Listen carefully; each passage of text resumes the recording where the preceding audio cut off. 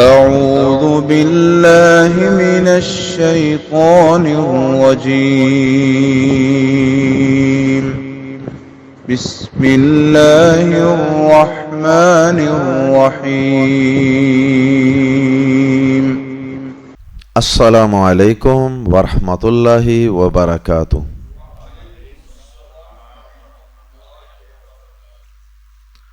سورہ یاسین آیت نمبر 13 سے 19۔ ان الحمد للہ والصلاة والسلام علی رسول اللہ اما بعد۔ اعوذ باللہ السمیع العلیم من الشیطان الرجیم من ہمزہ ونفخہ ونفثہ۔ واضرب لهم مثلا أصحاب القرية إذ جاءها المرسلون إذ أرسلنا إليهم اثنين فكذبوهما فعززنا بثالث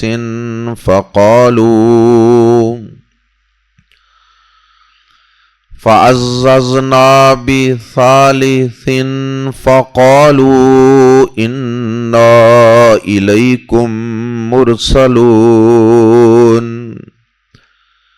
قالوا ما أنتم إلا بشر مثلنا وما أنزل الرحمن من شيء إن أنتم إلا تكذبون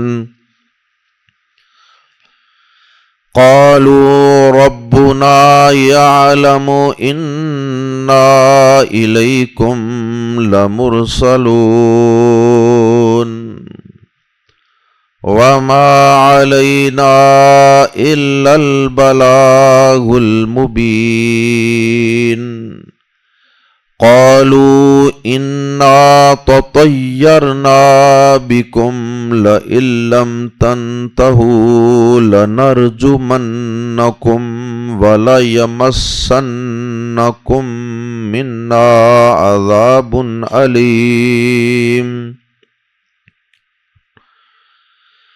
قالوا طائركم معكم أئن ذكرتم بل أنتم قوم مسرفون۔ گزشتہ آیات میں اللہ رب العزت نے کچھ ایسے لوگوں کا ذکر فرمایا جن پر قرآن مجید کی آیات پیارے نبی جناب محمد کریم صلی اللہ علیہ وسلم کی تبلیغ اور نصیحت کوئی اثر نہیں کرتی تھی۔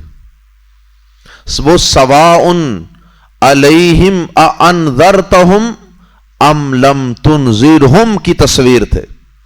آپ انہیں ڈرائیں یا نہ ڈرائیں برابر ہے، اور ان پر ہمارا عذاب کا کلمہ، وہ عذاب کا وعدہ وہ سچا ثابت ہو چکا ہے۔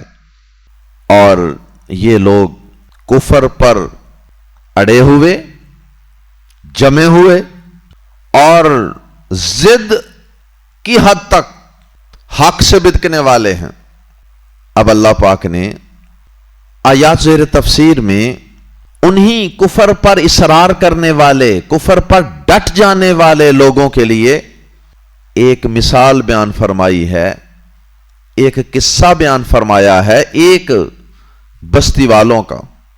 اور یہ ایک ایسی بستی تھی کہ جس بستی کی طرف اللہ پاک نے ایک نہیں 2 رسول بھیجے، اور دو رسولوں کو بھی جب انہوں نے جٹلا دیا، ان کی ایک نہ سنی اور ڈٹے رہے اپنے کفر پر، ضد پر، تعصب پر، ہٹ درمی پر، تو اللہ پاک نے پھر دو رسولوں کی مزید تائید کے لیے اور ان کو مزید مضبوط کرنے کے لیے، قوت بخشنے کے لیے ایک تیسرا رسول بھی بھیج دیا۔ بستی ایک ہے، شہر علاقہ ایک ہے، لیکن اللہ پاک نے 3 نمائندے بھیجے، اپنے 3 پیغام پہنچانے والے میسنجرز بھیجے، لیکن اس کے باوجود بھی ان ظالموں پر کوئی اثر نہیں ہوا۔ تو اللہ پاک اپنے پیارے حبیب جناب محمد کریم صلی اللہ علیہ وسلم کو یہ تسلی دینا چاہ رہے ہیں کہ اے نبی، اگر یہ مکہ والے، اگر یہ آپ کے امتی، یہ اگر کفر پر، ضد پر، ہٹ درمی پر ڈٹے ہوئے ہیں، اڑے ہوئے ہیں، آپ پر رنجیدہ اور غم زدہ نہ ہوں، اگر ان کے دلوں پہ مہریں لگ چکی ہیں، ان کے اپنے تعصب کی وجہ سے، ضد کی وجہ سے، میں نہ مانوں کی رٹ کی وجہ سے، تو آپ پریشان کیوں ہوتے ہیں؟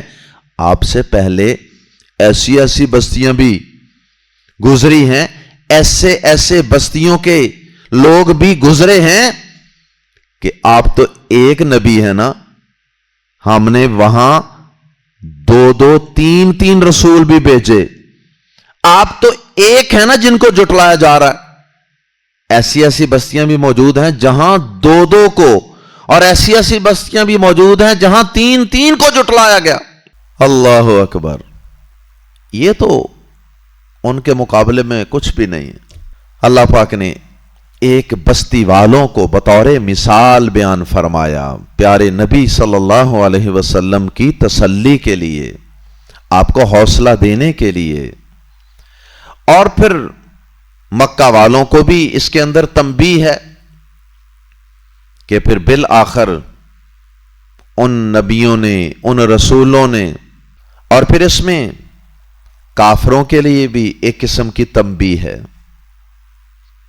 کہ جس طرح تم اس رسول پر اعتراضات کر رہے ہو نا، اسی طرح کے بوگس اور بونگے قسم کے اعتراضات، فضول قسم کے اعتراضات جن کا کوئی سر پاؤں نہیں ہے، یہ اعتراضات تمہارے کوئی نئے نہیں ہیں، یہ شروع سے ہی شیطان نے نہ ماننے والوں کے دل و دماغ میں ڈالے ہوئے ہیں۔ اعتراضات کیا ہیں؟ اعتراضات تو کئی ہیں، ایک اعتراض کا بطور خاص آیات زیر تفسیر میں ذکر کیا گیا، اور وہ قرآن مجید میں اور بھی کئی مقامات پہ کئی رسولوں کے لیے اس اعتراض کا تذکرہ اللہ پاک نے کیا ہے۔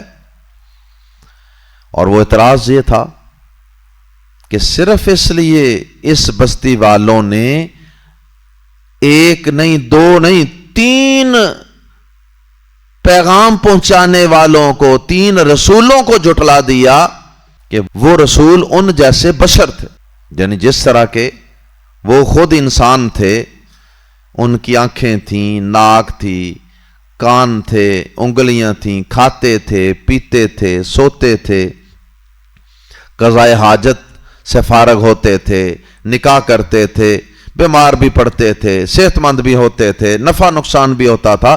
یہ ساری جو ایک انسان کی بنیادی خصوصیات ہوتی ہیں، یہ ساری ان 3 رسولوں کے اندر بھی موجود تھی۔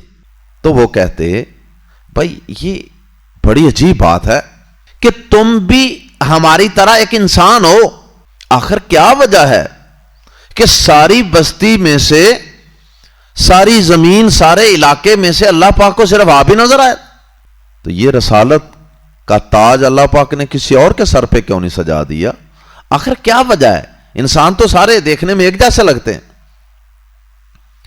لیکن ان احمقوں اور بے وقوفوں کو اس بات کا علم نہیں تھا کہ اللہ پاک نے جب انسانوں کے لیے ماڈل بنانا ہے، نمونہ بنانا ہے، اسوہ حسنہ بنانا ہے، تو پھر نبی رسول بھی تو انسانوں میں سے آئے گا۔ اگر نبی رسول اللہ پاک کسی اور مخلوق میں سے بنا دیتے تو اس نے ہم انسانوں کے لیے نمونہ اور ماڈل کیسے ہونا تھا؟ فرشتہ رسول ہوتا، وہ کہتا روزہ رکھو، اور ہم آگے سے کہتے آپ کو تو بھوک نہیں لگتی، آپ کو تو پیاس ہی نہیں لگتی، آپ کو کیا پتا ہو کہ بھوکے رہنا، پیاسے رہنا صبح سے شام تک یہ کتنا مشکل کام، آپ نے کبھی رکھا ہو تو آپ کو پتا ہو۔ اگر وہ فرشتہ رسول یہ کہتا کہ غیر محرم عورتوں کو دیکھ کر اپنی نظریں جھکا لو، حرام چیزوں کو دیکھ کر اپنی نظریں جھکا لو، تو ہم نے کیا کہنا تھا؟ فرشتہ صاحب آپ کے لیے، آپ کو تو عورتوں سے کوئی لینا دینا ہی نہیں ہے، آپ کے دل میں تو ان کے لیے کوئی کشش ہی نہیں ہے، آپ کو کیا پتا ہو؟ نظریں نہیں جھکائی جاتی، بڑا مشکل کام ہے۔ اسی طرح دیگر معاملات۔ تو اس لیے اللہ پاک نے انسانوں کی رشد و ہدایت کے لیے، رہنمائی کے لیے انسانوں میں سے ہی بشر ہی ہمیشہ رسول بنا کر بھیجے۔ تو یہ کتنا ان کا کتنا بے بنیاد اور کتنا کمزور اعتراض تھا، اور یہ اعتراض تقریباً ہر نبی کے دور میں ہی کیا جاتا رہا۔ ہمارے پیارے نبی صلی اللہ علیہ وسلم کو بھی یہی کہا گیا، سورۃ الانعام میں موجود ہے، آیت نمبر 91 میں۔ اسی طرح دیگر رسولوں کو بھی کہا گیا، جیسا کہ سورہ ابراہیم، سورہ مومنون، سورہ تغابن وغیرہ کے اندر مختلف قوموں کے اس طرح کے اقوال اور اعتراضات اپنے رسولوں پر موجود ہیں۔ بہرحال اللہ پاک نے ایک بستی والوں کا ذکر کیا ہے، اور انہوں نے رسولوں کے ساتھ کیا بدسلوکی کی، رسولوں کو کیا دھمکیاں دیں، اس کا تذکرہ آیات سے تفسیر میں کیا گیا ہے۔ آئیے قرآن مجید کے الفاظ ہی میں پڑھتے ہیں۔ وَاضْرِبْ، اور بیان کیجئے، لَهُمْ، ان کے لیے، اے نبی پاک صلی اللہ علیہ وسلم، یہ جو کفر پر ڈٹ جانے والے ہیں نا، ضدی قسم کے لوگ، ان کے سامنے ذرا بیان کیجئے، وَاضْرِبْ لَهُمْ، اور ان کے لیے بیان کیجئے، مَثَلًا، ایک مثال یا بطور مثال، اصحاب القریتی، بستی والوں کو، پیپل آف دی سٹی، اور ان کے لیے بستی والوں کو بطور مثال بیان کیجئے۔ اب یہ بستی کون سی تھی، کس علاقے میں تھی؟ قرآن و حدیث میں کسی صحیح سند کے ساتھ اس کا کوئی ذکر نہیں ملتا۔ کئی مفسرین نے اس کے بارے میں تاریخی حوالے سے کئی باتیں نقل کی ہیں کہ یہ فلاں علاقے میں بستی تھی، یہ فلاں علاقے میں تھی، فلاں جگہ پر تھی، وغیرہ وغیرہ، لیکن ان باتوں کا ہماری ہدایت سے کوئی تعلق نہیں۔ وہ بستی جہاں بھی تھی یہ اہم نہیں ہے، یہ کس دور کی بستی تھی، یہ کس دور کے لوگ تھے، کس نبی کو ماننے والے تھے، یا یعنی اس دور میں کس نبی کی شریعت چل رہی تھی پہلے، اس کا ہماری ہدایت سے کوئی تعلق، کس نبی کا زمانہ تھا، واللہ تعالی عالم۔ اصل جو ہماری ہدایت سے متعلق بات ہے، جو ہمارے عمل سے تعلق رکھنے والی بات ہے، وہ ان بستی والوں کا نبیوں رسولوں کے ساتھ طرز عمل ہے، اور پھر اس کے بعد ان کا رسولوں نبیوں پر کیا جانے والا اعتراض ہے، اور پھر دیگر ان کی بدسلوکیاں ہیں۔ اس میں ہمارے لیے عبرت کا سامان ہے، نصیحت کا سامان ہے۔ اذ، جب، جاء، آئے، ہا، اس میں، کس میں؟ ہا کی ضمیر لوٹ رہی ہے القریہ کی طرف، القریہ، ہا ضمیر کا مرجع القریہ ہے، کیونکہ یہ مؤنث ہے اس لیے ہا۔ اذ جاء، جب وہ آئے، کون آئے اس کا ذکر آگے آ رہا ہے، کہاں آئے؟ ہا بستی میں، اذ جاء، جب آئے، ہا اس بستی میں، المرسلون، بھیجے ہوئے، جب اس میں بھیجے ہوئے آئے، جن کو بھیجا گیا ہو ان کو مرسل کہا جاتا ہے یا رسول بھی. اذ ارسلنا جب ہم نے بھیجے الیہم ان کی طرف اثنین دو جب ہم نے ان کی طرف دو بھیجے یعنی دو پیغمبر فاتو کذبو انہوں نے جٹلا دیا بستی والوں نے جٹلا دیا ہما ان دونوں کو ہی فا تو یا پھر عززنا ہم نے تقویت دی فعززنا پھر ہم نے تقویت دی وہی سٹرنگتھنڈ ہم نے تقویت دی بی ساتھ ثالثن تیسرے کے پھر ہم نے تیسرے کے ساتھ تقویت دی پہلے دو رسولوں کو تیسرے کے ساتھ تقویت دی مزید مضبوط کیا لیکن پھر بھی انہیں کوئی فائدہ نہیں ہوا بستی والوں کو فقالو تو انہوں نے کہا انا بے شک ہم الیکم تمہاری طرف مرسلون بھیجے ہوئے ہیں. رسولوں نے کیا کہا تینوں نے کیا کہا کہ بے شک ہم تمہاری طرف بھیجے ہوئے ہیں یعنی ہمیں اللہ کی طرف سے بھیجا گیا ہے ہم اپنی مرضی سے نہیں آئے بلکہ ہم مرسل ہیں بھیجے ہوئے ہیں بھیجے گئے ہیں. قالو انہوں نے کہا لو جی پہلا اعتراض جب انہوں نے دیکھا کہ ہیں یہ تو بشر ہیں انسان ہیں قالو انہوں نے کہا یعنی بستی والوں نے ما انتم نہیں ہو تم الا مگر بشرن بشر ہی مثلنا ہمارے جیسے ہماری مثل یا ہمارے جیسے تم ہمارے جیسے بشر ہی تو ہو اور کیا ہو بشر سے بڑھ کر تو تم کچھ بھی نہیں ہو. اور نبوت کے متعلق یہ جہلی تصور ہمیشہ سے چلا رہا ہے بشر رسول نہیں ہو سکتا حالانکہ قرآن مجید بار بار انبیاء کرام کی بشریت کو ثابت کرتا ہے. قالوا ما انتم الا بشر مثلنا انہوں نے کہا کہ تم ہمارے جیسے بشر ہی تو ہو. ہمارے جیسے سے مراد یہ نہیں تھی کہ سٹیٹس کے اعتبار سے یعنی ان کا مطلب تھا ظاہری اعتبار سے حاجات و ضروریات کے اعتبار سے تم ہمارے جیسے بشر ہی تو ہو. آخر تمہیں خاص بات کیا ہے کہ اللہ نے تمہیں رسول بنا دیا ہمارے اوپر مقرر کر دیا ہماری رہنمائی کے لیے. اور ساتھ انہوں نے کہا وما انزل اور نہیں نازل کی الرحمن رحمان نے من شیئن کوئی چیز اور رحمان نے کوئی چیز نازل نہیں کی. مطلب یہ ہے کہ بھائی تم ہمارے جیسے بشر ہو تم کس طرح اللہ کے رسول ہو سکتے ہو تم کوئی رسول نہیں اور نہ ہی تمہارے اوپر رحمان نے کوئی پیغام کوئی وحی کوئی میسج ہمارے نام نازل کیا ہے. اللہ اکبر. اور مزید انہوں نے مہر لگا دی یہ کہہ کر ان انتم نہیں ہو تم ان کے واچوں کے اللہ رہا ہے اس لیے ان کا معنی نہیں ان انتم نہیں ہو تم اللہ مگر تکذبون جھوٹ بول رہے جھوٹ کہہ رہے. العیاذ باللہ نبیوں کو کہنے لگے ہمارے جیسے بشر ہو تمہارے اوپر کچھ نہیں اتارا گیا اپنی طرف سے جھوٹ لگے ہوئے ہو. نعوذ باللہ من ذالک نعوذ باللہ من ذالک. قالوا انہوں نے کہا کنہوں نے کہا انبیاء کرام نے انہوں نے کہا ربنا ہمارا رب یعلم جانتا ہے ہمارا رب جانتا ہے انا بے شک ہم الیکم تمہاری طرف لمرسلون یقیناً بھیجے ہوئے ہیں بے شک ہم تمہاری طرف ضرور بھیجے ہوئے ہیں. اس میں کوئی شک ہی نہیں ہے ہمارا رب جانتا ہے رب گواہ ہے.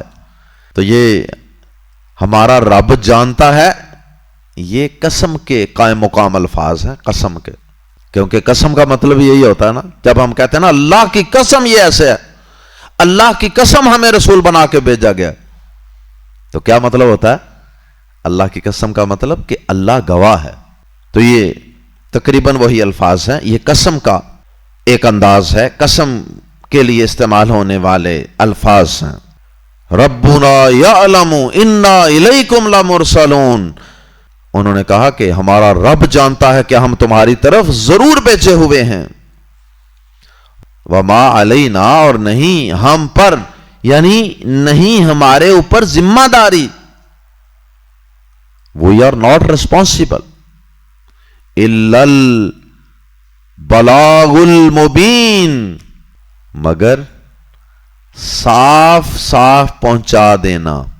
البلاغ کا مطلب پہنچا دینا، اور المبین واضح صاف، یعنی آسان طریقے سے آپ تک حق بات کو دلائل کے ساتھ پہنچا دینے کا فریضہ ہم پر اللہ نے عائد کیا ہے۔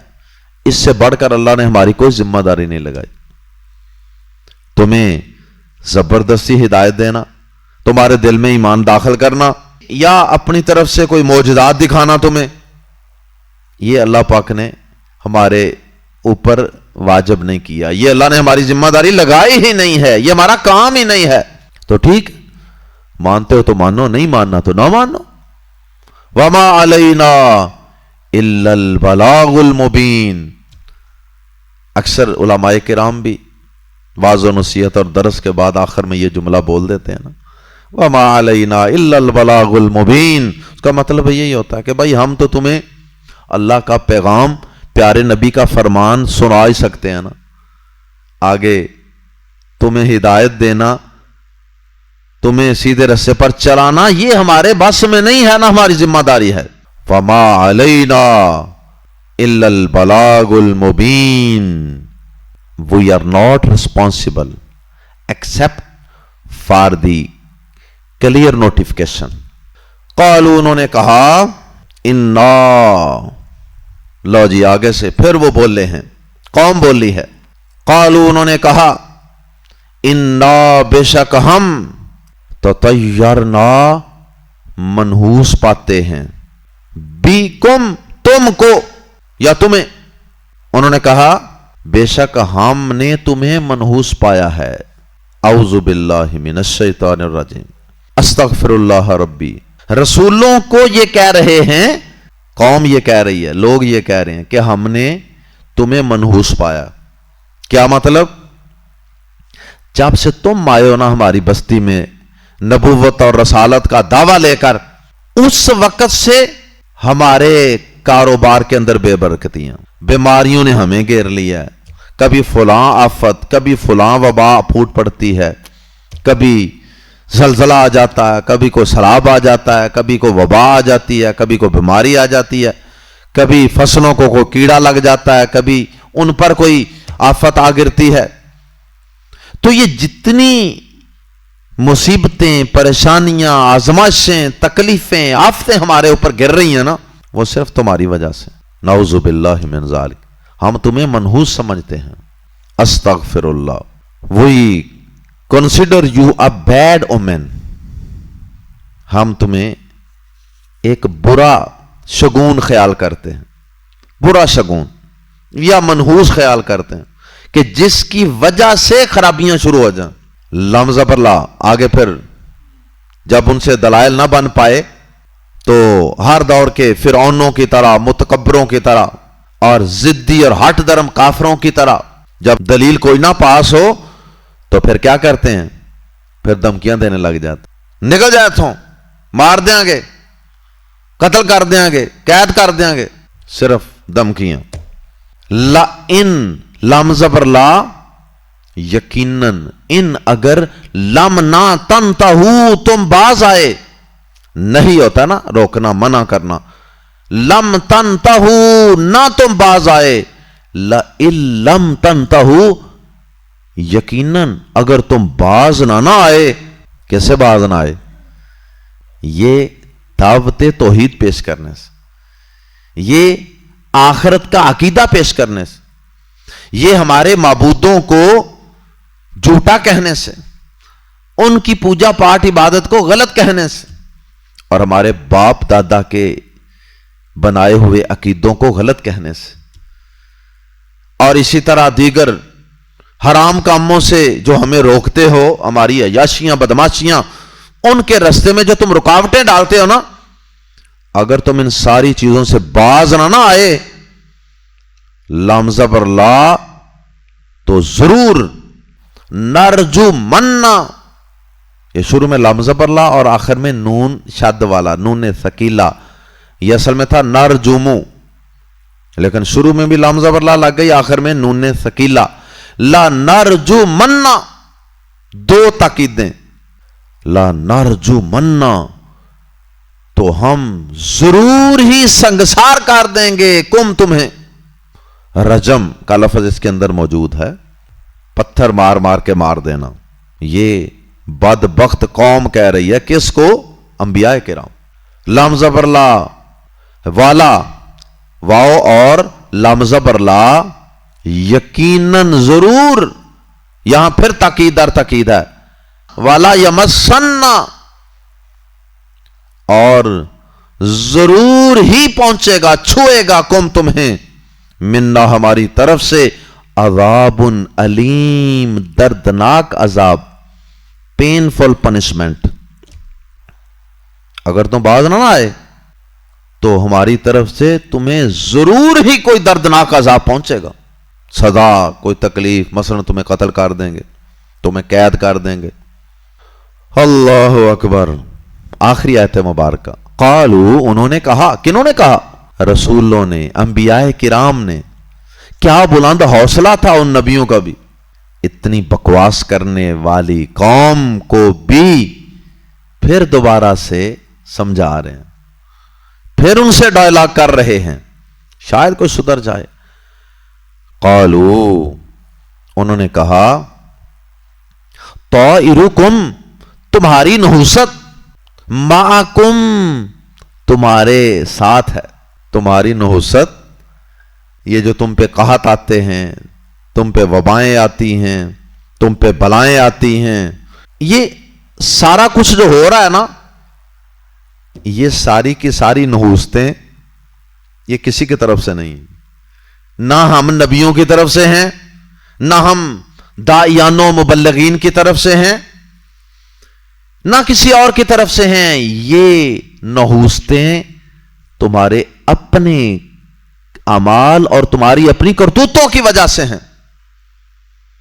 یہ نحوستیں تمہارے شرک کی وجہ سے، یہ نحوستیں تمہارے زنا، بدکاریاں، چوریاں، ڈکیتیاں، یہ اس طرح کے جو تمہارے گناہ ہیں نا، اللہ کی نافرمانیاں ہیں نا، یہ ان کی نحوست ہے۔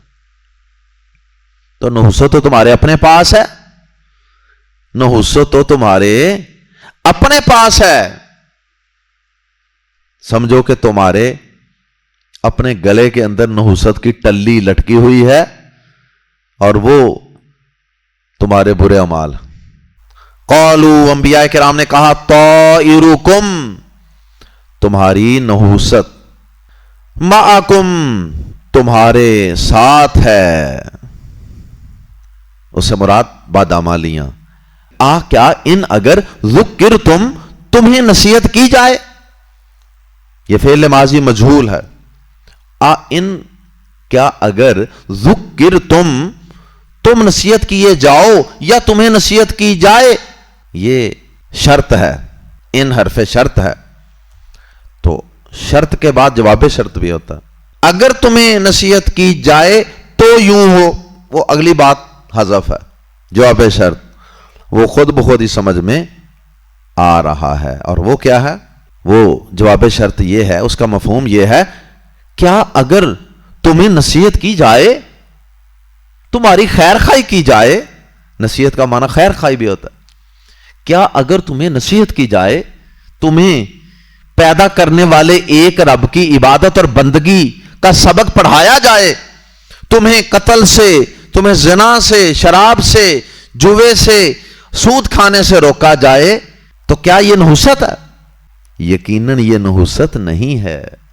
برے کاموں سے، برے اعمال و افعال اور برے کردار سے روکنا، یہ کوئی نحوست کی علامت نہیں ہوتا، بلکہ نحوست تو تم خود ہو، تمہارے اعمال ہیں۔ ان ذکرتم، کیا اگر تمہیں نصیحت کی جائے، ہم تمہاری خیر خواہی کریں، تمہیں برائی سے روکیں، تو پھر بھی نحوست ہماری ہی ہے؟ ذرا غور کرو، عقل کو ہاتھ مارو کہ ہمیں کس وجہ سے نحوست کہہ رہے ہو۔ کبھی ایسا بھی ہوا کہ اچھا راستہ دکھانے والا، اچھی تعلیم دینے والا، اچھی بات سمجھانے والا اور برے کاموں سے روکنے والا وہ منحوس ہو جائے؟ بلکہ بات یہ ہے کہ نصیحت کرنے کی وجہ سے ہم منحوس نہیں ہیں، بلکہ یہ جو آفتیں آتی ہیں تم پر، قحط آتے ہیں، بیماریاں آتی ہیں، نقصان ہوتے ہیں، لاس ہوتے ہیں، تباہیاں ہوتی ہیں، سیلاب آتے ہیں، زلزلے آتے ہیں، جو کچھ بھی ہوتا ہے نا، بلکہ انتم ہو تم قوم، ایسے لوگ مسرفون جو حد سے بڑھنے والے ہیں، بلکہ تم حد سے بڑھنے والے لوگ۔ ان ساری وباؤں کا اور بلاؤں کا سبب تمہارا حد سے گزر جانا ہے، تمہارا اللہ کی نافرمانیوں میں ڈوب جانا ہے، یہ سبب ہے تمہارے اوپر آنے والی وباؤں کا اور بلاؤں کا۔ تو اللہ پاک نے قرآن مجید میں اور بھی کئی مقامات پہ ان باتوں کی طرف اشارہ کیا ہے کہ ظہر الفساد فی البر والبحر بما کسبت ایدی الناس، سورہ روم۔ خشکیاں ہوں، سمندر ہوں، پانی ہوں، جہاں بھی کہیں کوئی خرابی ہے، کوئی فساد ہے، کوئی تباہی ہے، تو اس کا سبب انسانوں تمہارے اپنے اعمال ہیں، تمہارے اپنے اعمال ہیں۔ تو یہاں بھی آخر میں یہی فرمایا کہ بل انتم قوم مسرفون، بلکہ تم حد سے بڑھنے والے لوگ ہو، نافرمان لوگ ہو، سرکش لوگ ہو، باغی لوگ ہو۔ اس وجہ سے تم پر اللہ کی پکڑ آتی ہے، اللہ کی طرف سے وقتاً فوقتاً مختلف بلائیں اور وبائیں آتی ہیں۔ اللہ تعالی ہم سب کو سدھرنے کی، سمجھنے کی توفیق عطا فرمائے۔ اللہ تعالی ہم سب کو اپنے اعمال کو انبیاء کرام کی تعلیمات کے مطابق ڈھالنے اور تبدیل کرنے کی توفیق عطا فرما دے۔ اللہ ہمیں ہر قسم کی اپنی نافرمانی سے اور گناہ سے محفوظ فرمائے۔ اللہ ہم پہ آنے والی تمام آفتوں سے، آزمائشوں سے اللہ تعالی ہمیں محفوظ فرمائے۔ سبحانک اللہم و بحمدک اشہد ان لا الہ الا انت استغفرک و اتوب الیک۔